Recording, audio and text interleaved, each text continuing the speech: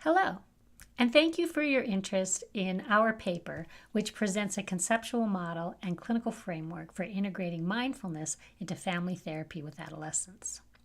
Now, you may already be familiar with the many ways that mindfulness has been incorporated into individual and group-based interventions and parenting programs.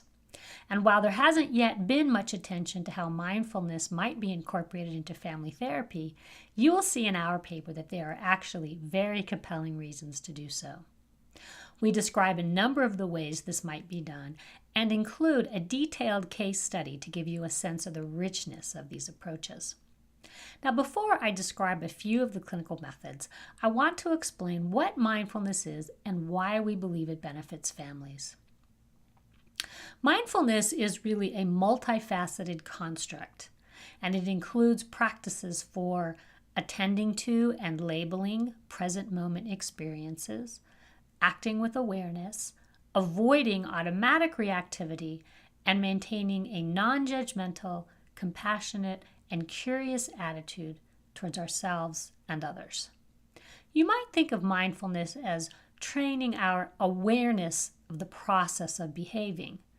The more awareness we can bring to a situation, the more opportunity we have to respond in useful and productive ways.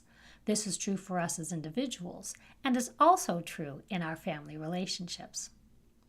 Now I'd like to speak specifically to the issue of why incorporating mindfulness practices into family therapy may enrich treatment outcomes.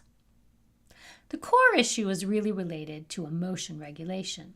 For better or for worse, research compellingly demonstrates that family members co-regulate, or, as the case may be, co-dysregulate one another. One of the primary benefits of mindfulness more generally is its ability to enhance emotion regulation. Research has identified both cognitive and physiological mechanisms that are impacted through mindfulness practices, and these are described in the paper. Now, if you are a family therapist, then you know that emotional escalations, conflictual relationships, and poor communication are extremely common presenting problems in families with adolescents. So much attention is on negative behaviors.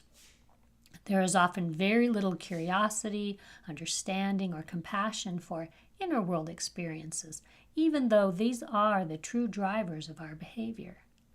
Mindfulness helps us attend to the inner world of thoughts, emotions, and bodily sensations, and mindfulness within family therapy offers methods for productively sharing these inner world experiences with family members to promote greater interpersonal attunement and strengthen relationships.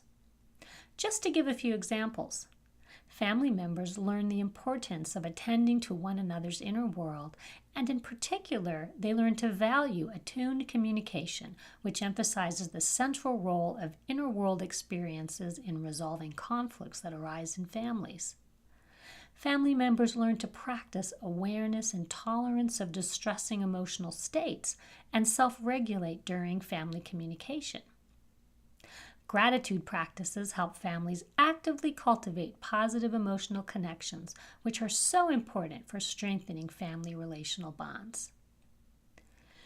When family members understand and have empathy and compassion for each other's inner world, it is much easier to shift from blame, worry, and assumptions about others' motivations to supportive problem solving. When family members feel understood through attuned communication and recognize the value of monitoring and self-regulating emotional arousal, family conflicts decrease. Bringing these and other mindfulness practices to families holds the promise of profoundly influencing family relationships. We offer these methods with the hope they may support improved family functioning and enrich treatment outcomes. I hope you will take the opportunity to read our paper for more information. Please feel free to contact me with questions or comments. Thank you.